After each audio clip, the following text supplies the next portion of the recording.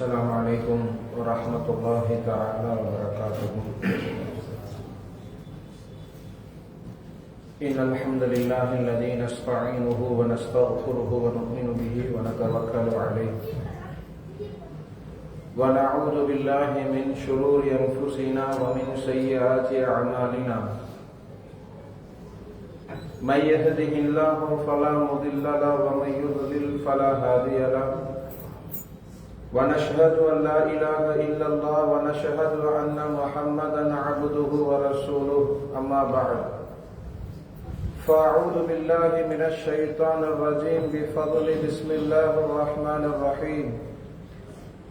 ما أصابك من حسنة فمن الله وما أصابك من سيئة فمن نفسك. صدق الله المولانا العظيم وصدق رسوله النبي الكريم. وقال النبي صلى الله عليه وسلم: لا يصيب رجلا نقبة فما فوقها وما دونها إلا بذنبه أو كما قال عليه الصلاة والسلام. அளவற்ற அருளாளனும் நிகரற்ற அன்புடையவனுமாகிய எல்லாம் வல்ல அல்லாஹுவின் பேரன்பும் பேர் உபகாரமும் அவனது அருள் குறித்தான் அருமைநாயகம் ஸல்லல்லாஹு அலைஹி வஸல்லம் அன்னவர்களின் மீதும் அன்னவர்களின் சத்திய வழிச்சுவடுகளை சற்றும் சருகாது வாழ்ந்து காட்டிய உத்தம சத்திய சஹாபாக்கள் நாதாக்கள் நல்லவர்கள் இறை அன்பை நாடி இறை பொருத்தத்திற்காக அவன் இல்லத்திற்கு வருகை தந்திருக்கிற நம் அனைவர்களின் மீதும் இறை அன்பும் இறை உபகாரமும் நின்று நிலவட்டுமாக. ஆமீன் யா ரப்பல் ஆலமீன். சங்கையான பெருமக்களே, இந்த முஃமினான சமூகம் எப்பொழுதெல்லாம் கவலைக்கு ஆளாகுகிறதோ, ஹஜ்ரத் ஸல்லல்லாஹு அலைஹி வஸல்லம் அவர்கள் பத்ர் யுத்தகலத்தின் பொழுது ஒரு 300 சொச்சம் நபர்களை வைத்துக் கொண்டு எதிரணியில் இவர்களை விட 3 மடங்கு பெரும் அணிகளை எதிர்ப்பதற்கு நின்ற பொழுது சஹாபிகள் கலங்கி போய் நின்றிருந்தார்கள்.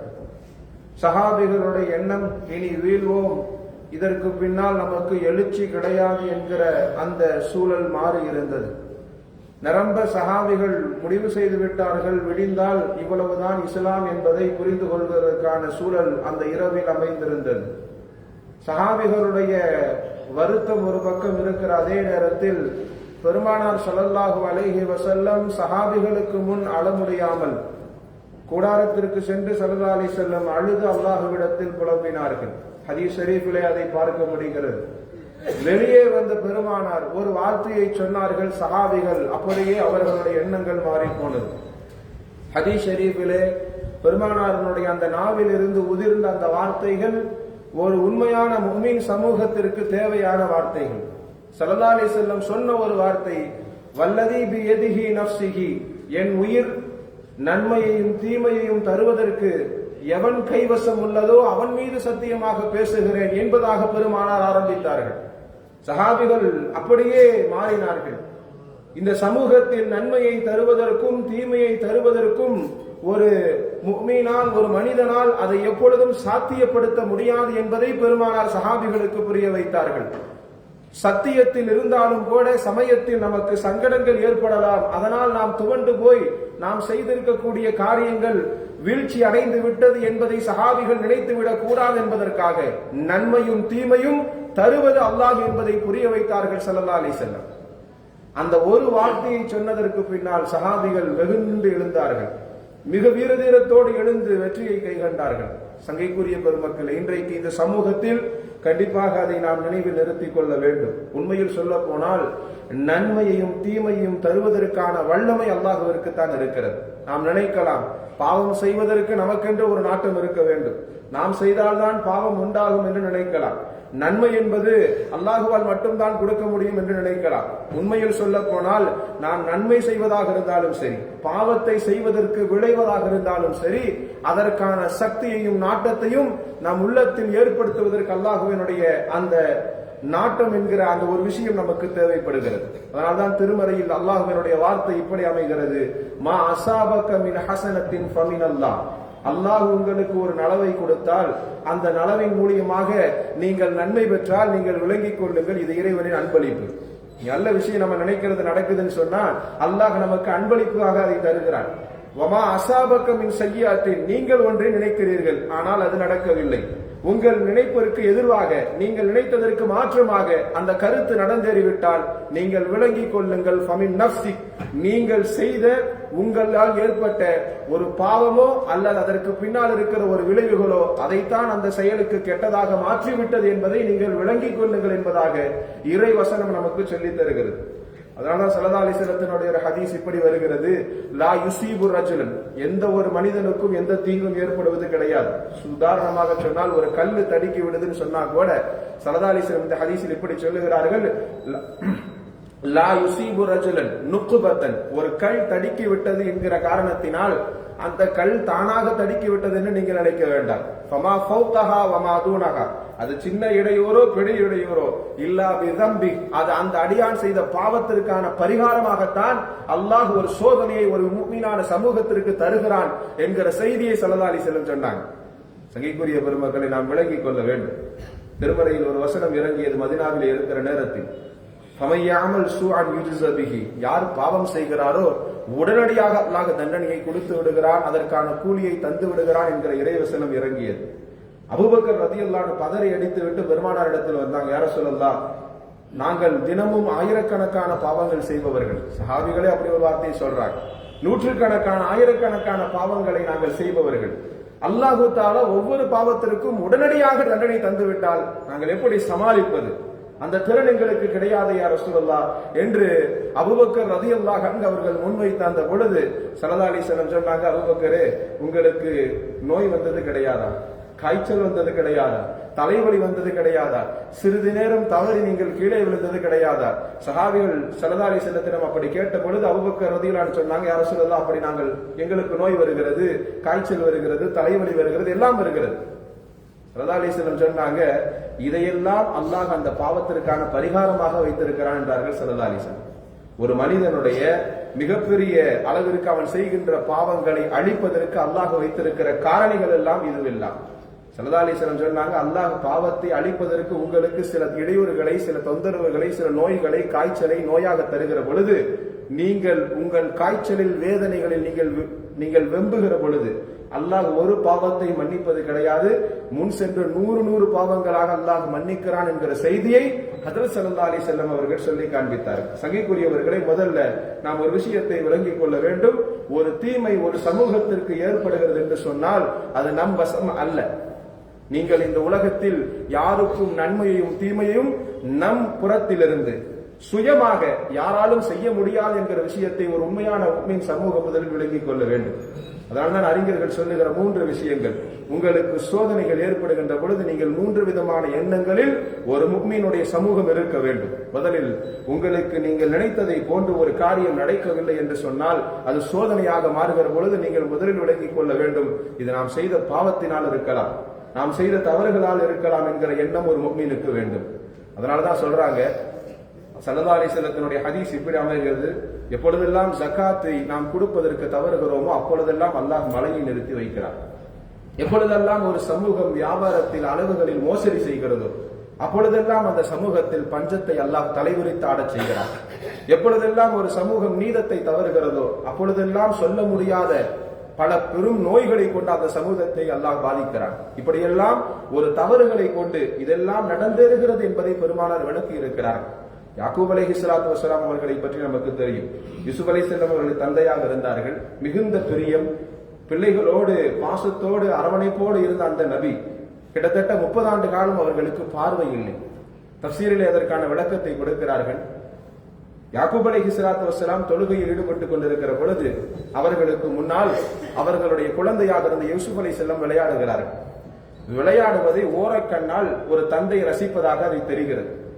இறைப்புறத்தில் இறைவனுக்காக வணங்கி கொண்டிருக்கிற அந்த வேளையில் யாக்கூப் அலைஹிஸ்ஸலாம் ஒரு தந்தையாக ஸ்தானத்தில் இருந்த காரணத்தினால் தன்னை மறந்து தன் மகன் விளையாடுகின்ற காரியத்தை ரசிக்கிறார்கள்.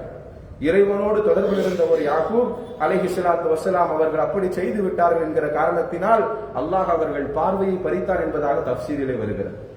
இன்னமும் சொல்லப்படுகிறது, ஒரு மிஸ்கின் வீடு தேடி வந்து யாக்கூப் அலைஹிஸ்ஸலாம் அவர்களிடத்தில் உணவு தேடிய பொழுது பிள்ளைகளுக்கு உணவு பரிமாறிக் கொண்டிருக்கிற அந்த ஒரு மிகப்பெரிய சூழலில் அது ஒரு மிகப்பெரிய அந்த இக்கட்டான சூழலில் அதை அவர்கள் மறந்து விடுகிறார்கள்.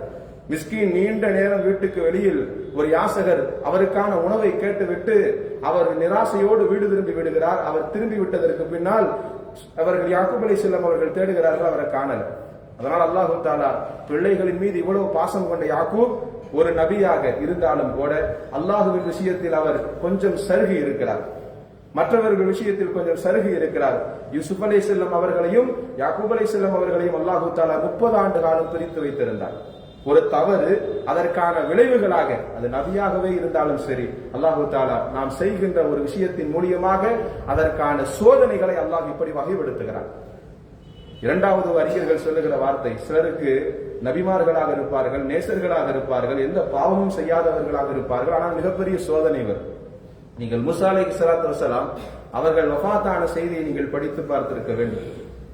மூசா அலைஹிஸ்ஸலாத்து வஸலாம் அவர்கள் எப்படி வஃபாத்தானார்கள்? கிட்டத்தட்ட 40 ஆண்டு காலங்கள் தீஹ் என்கிற பாலைவனத்தில் உணவில்லை, சரியான எந்த விதமான ஆகாரமும் இல்லை.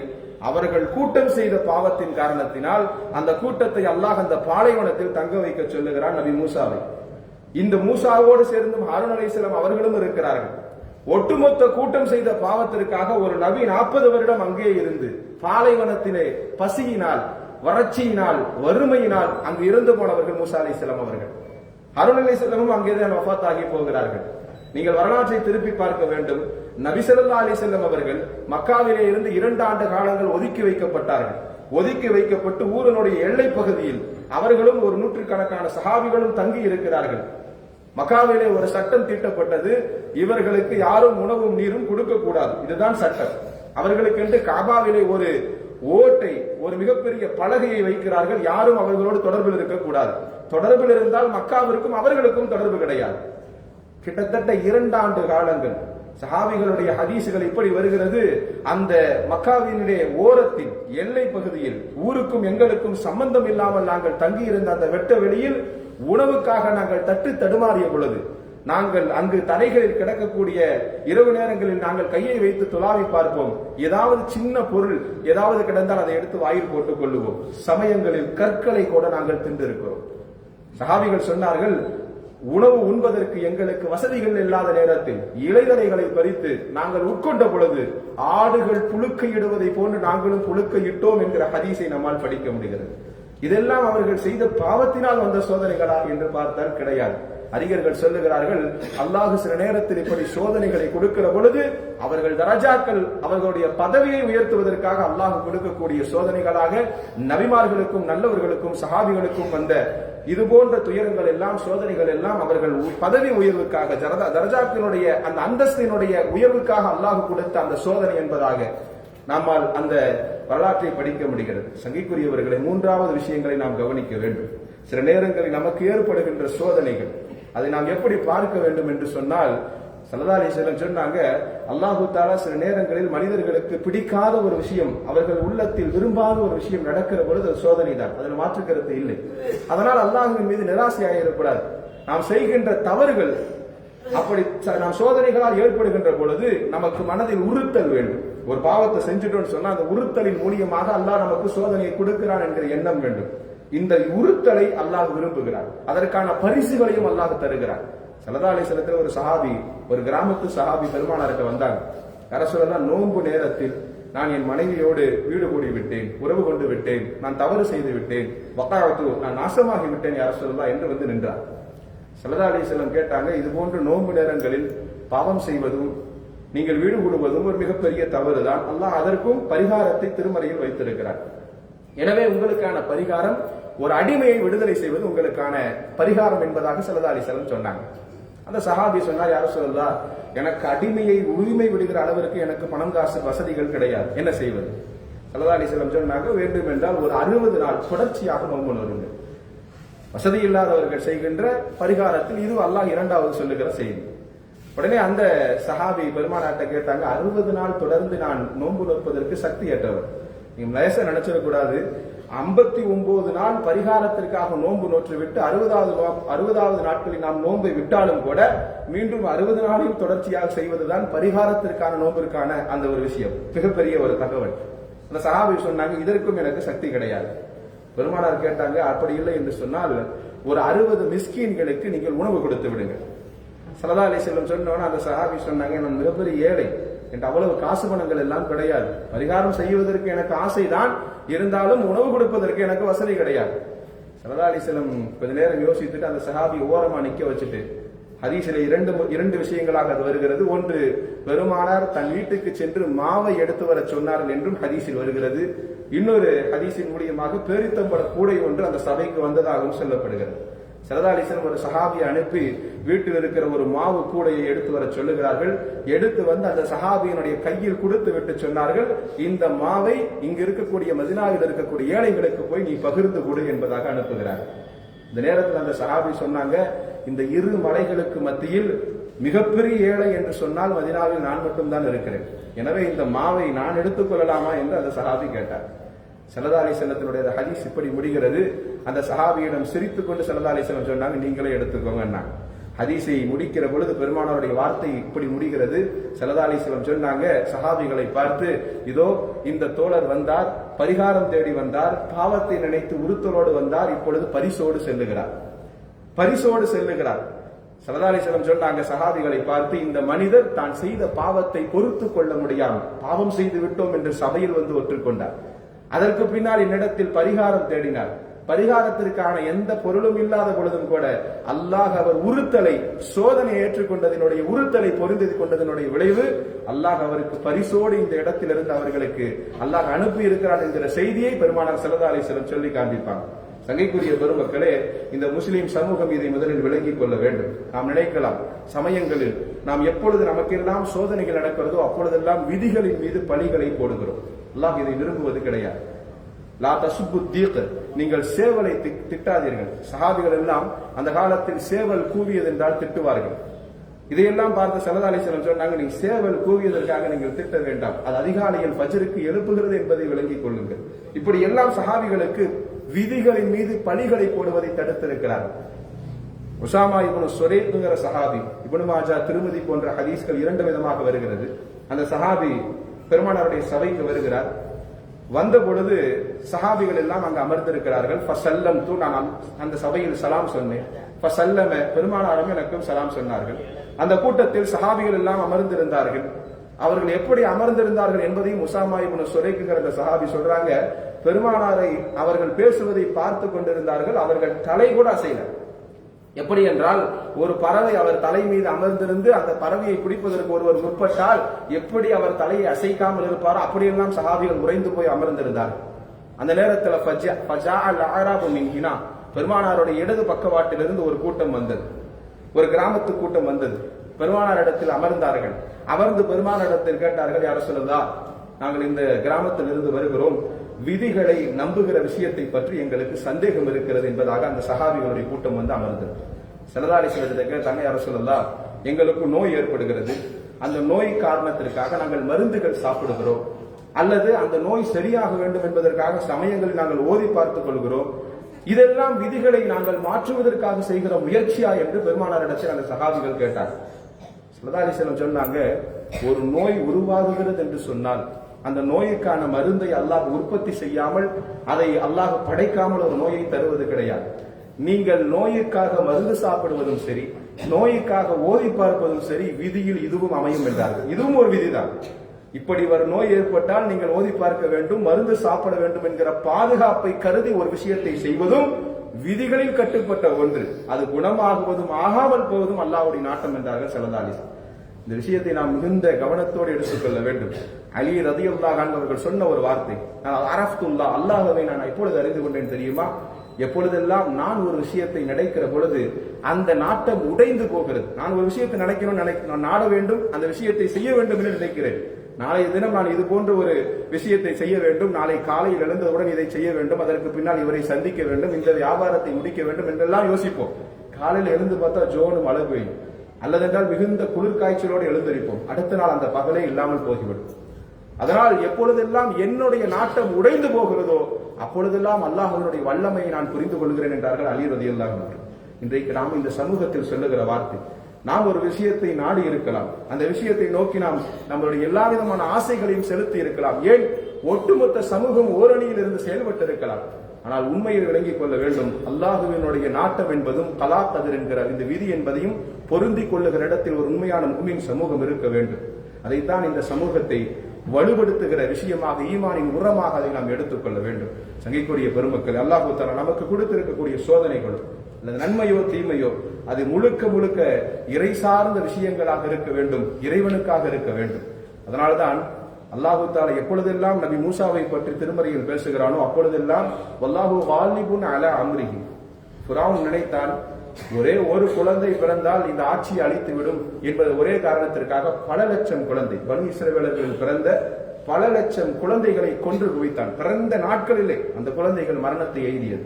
பல லட்சம் குழந்தைகளை கொன்று குவித்தான். ஆனால் அல்லாஹ்வினுடைய நாட்டம், அல்லாஹ்வினுடைய அந்த வல்லமையை நாம் புரிந்து கொள்ள வேண்டும். எந்த குழந்தையின் மூலியமாக அவனுக்கான அழிவு இருக்கிறதோ அதை அவனுடைய அரண்மனையில் வளர்வதற்கான ஏற்பாட்டை செய்தார். மூசா அலைஹிஸ்ஸலாம் அவர்களுக்கு ஃபிரௌனே செலவு செய்து மிகப்பெரிய அந்த செலவுகளை எல்லாம் எடுத்துக்கொண்டு அவனை வளர்த்தி உருவாக்கியதும் ஃபிரௌன் தான். அந்த குழந்தையை தவிர்த்து விட்டு எல்லா குழந்தைகளும் வெட்டி வீழ்த்தினாலும் கூட அல்லாஹுவினுடைய நாட்டம், அல்லாஹு ஆலிபுன் அலா அம்ரிஹி, அல்லாஹுவினுடைய நாட்டம் எப்பொழுது மிகைக்கிறதோ அப்பொழுதெல்லாம் எவ்வளவு பெரிய வல்லமையாக இருந்தாலும், எவ்வளவு பெரிய நாம் காரணிகளை வைத்துக் கொண்டாலும் கண்டிப்பாக இறை நாட்டம் வென்றே தீரும் என்கிற அந்த விஷயத்தை நாம் விளங்கிக் கொள்ள வேண்டும். விதிகள் விஷயத்தில் அறிஞர்கள் சொல்லுகிற 2 வார்த்தை, அல்லாஹ் எப்பொழுதும் நமக்கு அநீதம் செய்வது கிடையாது. இன்னொரு விஷயம், இந்த தாய்மையின் உள்ளத்தை விட அல்லாஹ் மிகப்பெரிய கருணையாளனாக இருக்கிறான் என்கிற இந்த 2 செய்திகளை நாம் எப்பொழுதும் நம் மனதில் ஏற்படுத்திக் கொள்ள வேண்டும். அல்லாஹு தஆலா நம் சமூகத்திற்கான வெளிச்சத்தை, வாழ்க்கையினுடைய எல்லா விதமான நகர்வுகளுக்கும் அல்லாஹ் துணை நிற்பான். நம் சோதனையான காலங்களிலும் அல்லாஹ்வின் பக்கமே மீளுவதற்கான தௌஃபீகனை வல்ல இறைவன் நம் அனைவர்களுக்கும் தந்தரல் புரிவானாக. சங்கைக்குரிய பெருமக்களே, இன்ஷா அல்லாஹ் இப்பொழுது ஒவ்வொரு இந்த மாதத்தினுடைய துவக்கத்திலிருந்து ஹாஜிகள் எல்லாம் இறைவனுடைய விருந்தினர்களாக காபாவை நோக்கி அவர்கள் படையெடுத்து சென்று கொண்டிருக்கிறார்கள். அங்கு சென்று ஹஜ்ஜினுடைய எல்லா விதமான காரியங்கள், கிரியைகளை அவர்கள் நிறைவேற்றுவதற்காக இறை விருந்தினர்களாக கிளம்பி சென்று கொண்டிருக்கிறார்கள். அப்படி அதே சமயத்தில் நமது ஊரிலிருந்து இந்த வாரம் நமது மண்ணின் மைந்தராக இந்த மஹல்லாவினுடைய மிகப்பெரிய போற்றுதலுக்குரிய இந்த பள்ளியினுடைய முத்தவல்லியாகவும், இந்த பள்ளியில் அவர் பெயரை சொல்ல வேண்டிய அவசியம் இல்லை, காரணம் அவ்வளவும் அவர்தான் செய்கிறார். இதை வெளிப்படுத்தி சொல்ல வேண்டிய சபையாக இதை நான் கருதுகிறேன். முழுக்க முழுக்க ஒரு இறைவனுடைய ஒரு மிகப்பெரிய பொருத்தத்தோடு இங்கிருந்து கிளம்புகிறார் என்கின்ற அந்த வார்த்தையும் கூட இந்த இடத்தில் பொருந்தும் என்று நம்புகிறேன். அப்படிப்பட்ட ஒரு சங்கைக்குரிய அந்த ஒரு நற்பெயர் கொண்ட நமது பள்ளியினுடைய முத்தவல்லியாக இருக்கக்கூடிய பாசாஜான் வல்லம் பாசாஜான் அவர்கள் இப்பொழுது இந்த வாரத்தில் இன்ஷா அல்லாஹ் அவர்கள் ஹஜ்ஜிற்கான புறப்பாடுகளில் அவர்கள் கிளம்ப இருக்கிறார்கள். அதே சமயத்தில் நமது மஹல்லாவிலே லப்பா ஷுஹூத் என்று சொல்லக்கூடிய அஞ்சுமன் ஹிதாயத்துல் இஸ்லாம் போன்ற நிஸ்வான் மதர்சாக்களிலும் உறுப்பினராகவும், நமது பள்ளிகளில் அனுதினங்களும் எல்லா விதமான சேவைகளிலும் கரம் நின்று எல்லா தொழுகைகளிலும் ஐவேள ஜமாத்துகளிலும் விடாமல் பார்க்கக்கூடிய முகத்தில் அவரும் ஒருவர் என்கிற அந்த ஒரு மிகுந்த சிறப்புக்குரிய சீலர் என்கிற வார்த்தைகளோடு இந்த 2 நபர்களுக்கு கண்ணியப்படுத்தும் முகமாக இன்ஷா அல்லாஹ் இந்த அவையில் அவர்களுக்கான சால்வை அணிந்து அவர்களை கௌரவப்படுத்த உள்ளது. இன்ஷா அல்லாஹ் அதை செய்வதற்கு நான் வாலன் சுலைமான் பாய் அவர்களை அழைக்கிறேன்.